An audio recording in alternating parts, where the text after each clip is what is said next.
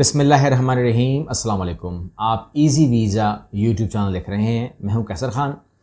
यहाँ पर जो बात मैं आपसे करने जा रहा हूँ वो बहुत ख़ास है, और वो ख़ास भी है, वो रिमाइंडर भी है जो मैं आपको तकरीबन 1 साल से कह रहा हूँ।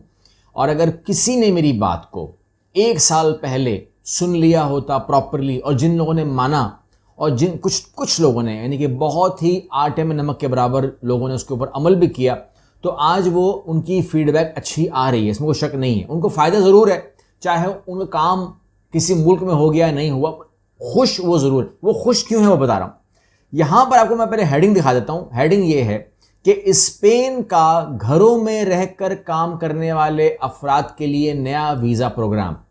स्पेन एक ऐसे वीज़े की इजरा की बात कर रहा है कि वो लोग जो घर में काम करते हैं, किसके लिए बात हो रही है, क्योंकि यहाँ पर आपको बहुत जल्द वो लोग आ जाएंगे चैनल के ऊपर कि वो बोलेंगे ये पाकिस्तान के लिए नहीं है। तो मैं पहले ही जवाब दे देता हूँ, और वो ये है कि स्पेन ने, ठीक है, मैं पूरा एक्सप्लेन करूंगा इसको। स्पेन ने यूरोपीय यूनियन से बाहर के ममालिक से ताल्लुक रखने वाले शहरियों के लिए डिजिटल नोमाड वीजा प्रोग्राम शुरू करने का फैसला किया है। यानी कि स्पेन उन लोगों को वीजा देगा जिनका ताल्लुक यूरोपीय यूनियन से नहीं होगा, यानी कि पाकिस्तान, श्रीलंका, फिलीपीन, भूटान। अच्छा, ये है भी बहुत ट्रांसपेरेंट। इसके अंदर आप एलिजिबिलिटी क्राइटेरिया खुद बनाते हैं। यहां पर ऐसा नहीं होगा कि आप कहेंगे कि जी क्या मैं एलिजिबल हूं। ये वीडियो पूरी देख लीजिए, आप खुद ही फैसला कर लेंगे at the end of the video कि मैं एलिजिबल हूं कि नहीं हूं। इसमें कोई लॉटरी नहीं है, ठीक है ना, क्लियर कट है। तो और हल भी बताऊंगा। अगर आप कहते हैं कि मैं, अगर आप एलिजिबल नहीं है तो आप एलिजिबल कैसे होंगे, मैं आपको इस हल भी देके जाऊंगा। ये वीडियो पूरा पैकेज है।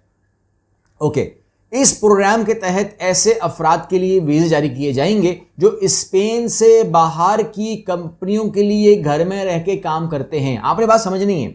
आप स्पेन में आपको वीज़ा देगा कि आप स्पेन में रहिए, और आप स्पेन के नहीं हैं शहरी तो आपको वीज़ा मिलेगा ना। अगर आप लोकल होंगे तो वीज़े की ज़रूरत क्या है। और आपका ताल्लुक यूरोपीय यूनियन से ना हो तो सिंपली पाकिस्तान उसमें फॉल कर जाता है, ठीक है ना।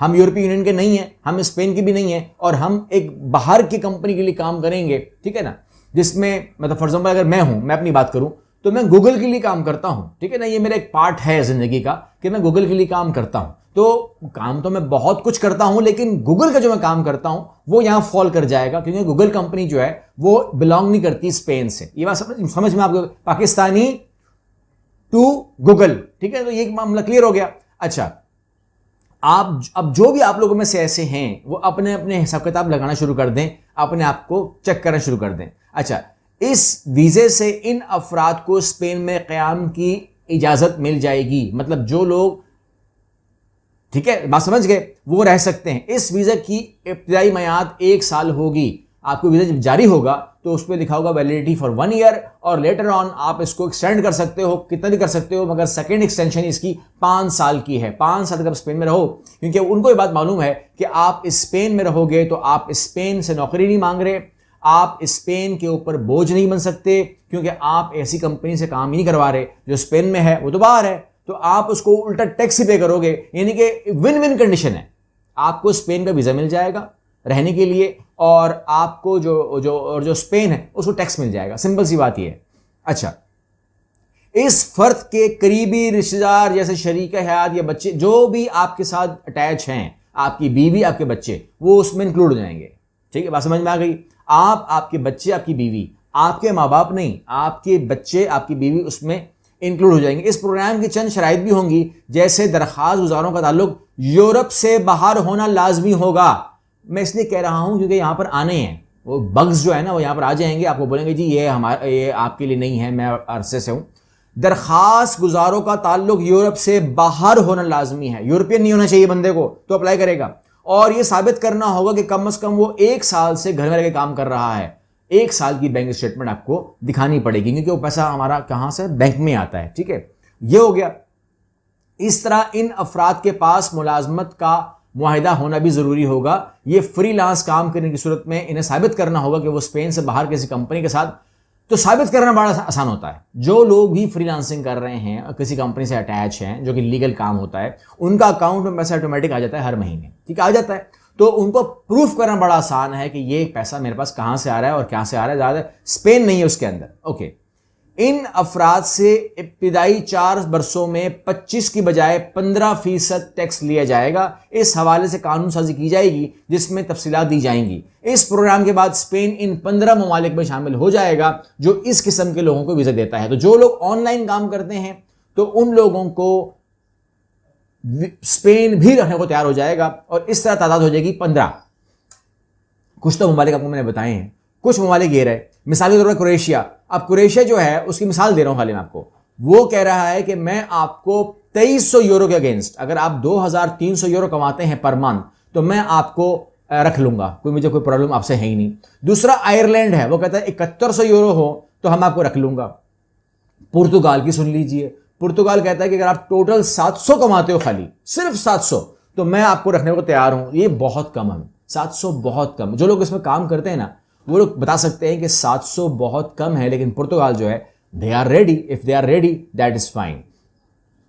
अब वो अलग बात है कि इसमें पुर्तगाल की जो एम्बेसी है इस्लामाबाद वाली, वो भी मतलब उसको समझाना पड़ता है। मतलब हमने जितने भी केस वहाँ पे किए हैं, हमने उनको ब्रीफ किया, समझाया, उनको मटेरियल दिया, उनसे मीटिंग की, उनको बताया कि भाईजान ये कौन सा वीज़ा है, कौन सी कैटेगरी है, 700 में कैसे जाएगा, उसकी बीवी का क्या होगा, बच्चों का क्या होगा। उसके बाद उनसे हाँ करवाइए तो काम हमारा हुआ है, वरना उनको भी समझाना पड़ता है। जिन्होंने डायरेक्ट रब्ता किया उन्होंने कहा ऐसा कुछ होता ही नहीं है, कोई D77 कुछ भी नहीं है, ऐसी बातें हैं खाली। स्पेन ने भी इस हवाले से तफसीलात नहीं दी, मगर कम अज़ कम वहाँ पर 2000 यूरो अमाउंट मंथली हो सकती है, जो कि प्रॉब्लम नहीं है। 2000 भी कोई बड़ी बात नहीं है। जो लोग काम करते हैं उनको पता है कि जो ऑनलाइन काम करते हैं उनको पता है कि 2000 यूरो पर मंथ कमाना कोई बड़ी बात नहीं है। आप अगर ट्रैक पे आ जाते हो, जो लोग ट्रैक के ऊपर काम कर रहे हैं वो लोग 2000 कमा रहे हैं। जो ट्रैक पे नहीं है, जो लोग ओकेजनली कभी कभी काम करते, थोड़ा बहुत काम करते हैं, हल्का फुल्का काम करते हैं, लेकिन ज़्यादा तवज्जो उनकी हार्ड वर्क पे है, मतलब उनके जो हाथ से काम होता है उस पर है, तो फिर उनको नहीं मिलते, उनको फिर कम ही मिलते हैं। उनको फिर पुर्तगाली से समझ में आ जाएगा। लेकिन जो लोग फुल टाइम हैं ऑनलाइन काम करने वाले, तो उन लोगों के लिए 2000 यूरो कोई सी बहुत बड़ी डील नहीं होती है। अब आपने कहा कि हल क्या है? हल ये है कि आपको digital online earning, digital marketing में आना ही पड़ेगा। हमारे पास क्या ऑप्शन है कि हम शुरू से, मतलब आज से नहीं, हम लोग शुरू से हम इस पे काम कर रहे हैं। हमारे इंस्टीट्यूट शुरू से है, मतलब हमारे इंस्टीट्यूट को भी तकरीबन मेरे साथ 25 साल हो गए हैं। और ये जो आप डिजिटल कोर्स देख रहे हैं ये अवेलेबल है आपके लिए, आप इसको ले सकते हैं। खुद ही करना होगा, खुद ही पढ़ना होगा, तमाम चीज़ें, तमाम लेक्चर आपको मिल जाएंगे, आप पढ़ सकते हैं, आप इसको अवेल कर सकते हैं। और 6 महीने आपको लगेंगे सीखने में, और उसके बाद 6 महीने लगेंगे आपको ट्रैक पे आने में, और उसके बाद फिर आप दौड़ेंगे। मतलब समझ लीजिए कि पहले साल में आप हो जाएंगे तैयार, मगर कुछ कमाना शुरू कर देंगे।